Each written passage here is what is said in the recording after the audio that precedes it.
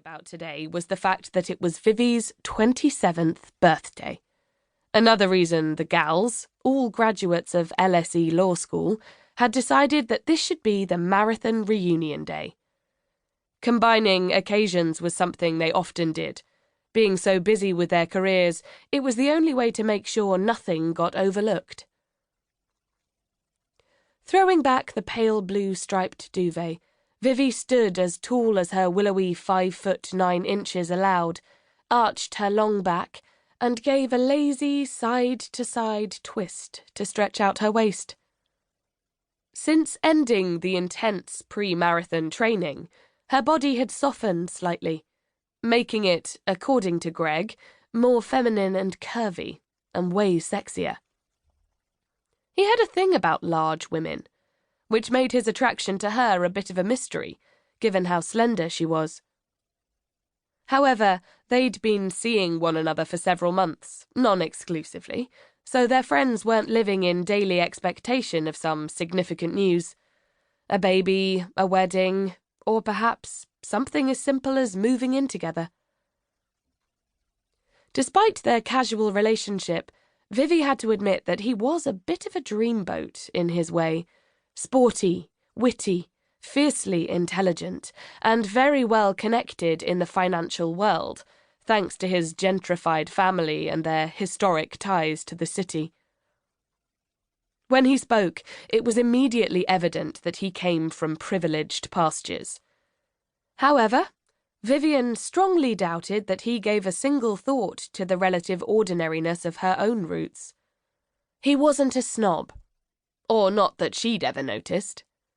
Nonetheless, she'd never taken him home to meet her family, who still lived in the hopelessly unsophisticated coastal town that Vivi had called home for the first 18 years of her life.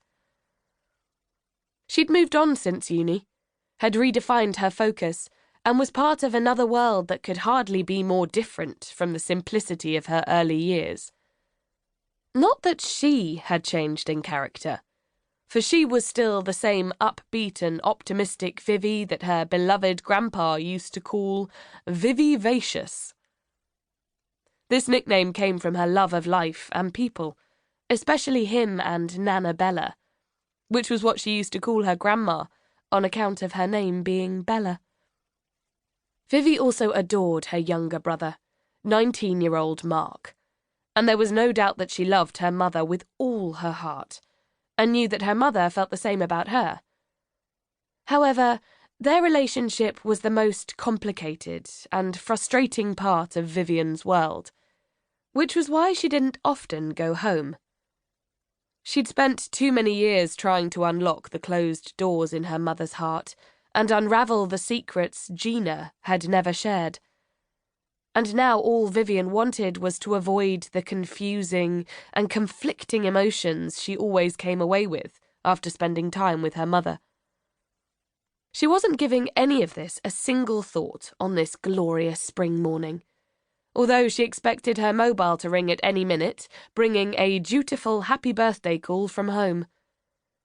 The postman would almost certainly deliver a card from her mother later, and a text would no doubt pop up at some point during the day saying something like, "Hope you're having a fabulous day, but please don't have too much to drink."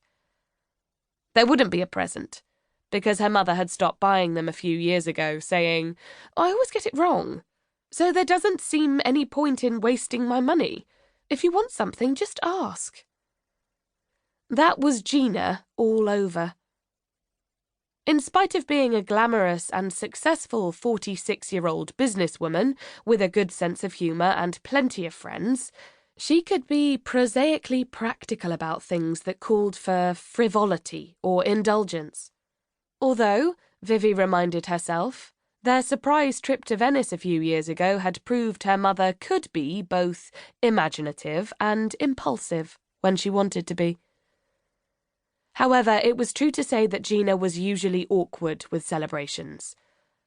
And as for showy declarations of feeling, well, that wasn't her at all. Actually, she was nothing if not a maddening set of contradictions, because she could be a lot of fun when she wanted to be, and when it came to throwing a party, she didn't do things...